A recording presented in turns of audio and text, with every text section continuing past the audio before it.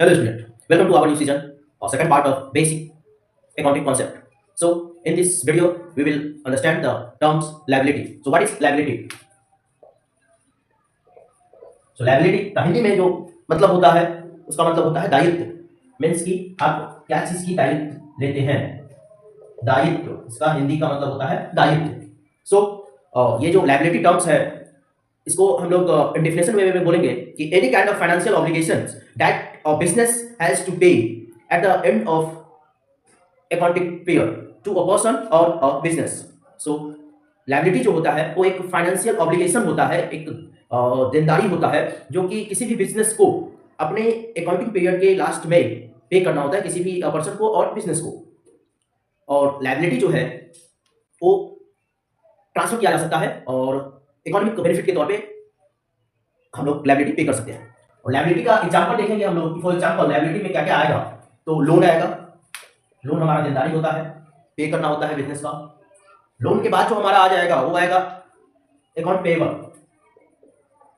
जो हमारा पे करना होता है। और बिजनेस में है तो वेज पेएबल होगा, वेजेस पेएबल, सैलरी पेएबल होगा। जो भी पेएबल होता है तो पे करना हो बिजनेस को इन फ्यूचर, वो हमारा लायबिलिटी कहलाता है। अब है कि लायबिलिटी के टाइप्स कितने होते हैं। तो एसेट्स की तरह लायबिलिटी के भी टू टाइप्स हैं। तो लायबिलिटी में हमारा है करंट लायबिलिटी और non current liability. Non current liability को हम लोग लॉन्ग टर्म लायबिलिटी भी बोलते हैं। अब टाइप्स जो है ये टू टाइप्स का है हमारा लायबिलिटी।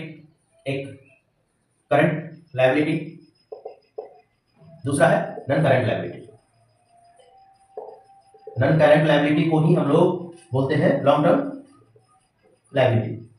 अब करंट लायबिलिटी क्या है? तो करंट लायबिलिटी वो लायबिलिटी है जिनको कि बिजनेस को विद इन 1 ईयर पे करना होता है। जो भी ऑब्लिगेशन होते हैं फाइनेंशियल ऑब्लिगेशन, उसे अगर विद इन 1 ईयर पे करने वाला हो जो भी ऑब्लिगेशन, वो करंट लायबिलिटी में आता है। और जो भी फाइनेंशियल ऑब्लिगेशन 1 साल से ज्यादा में पे करना हो तो वो नॉन करंट लायबिलिटी में आएगा या फिर लॉन्ग टर्म लायबिलिटी में आएगा। जैसे कि लॉन्ग टर्म लोन हो, बैंक से लोन लिया गया हो लंबे समय के लिए, तो वो नॉन करंट लायबिलिटी में एंट्री करेंगे। और जैसे कि मॉर्गेज हो तो नॉन करंट लायबिलिटी में जाएगा।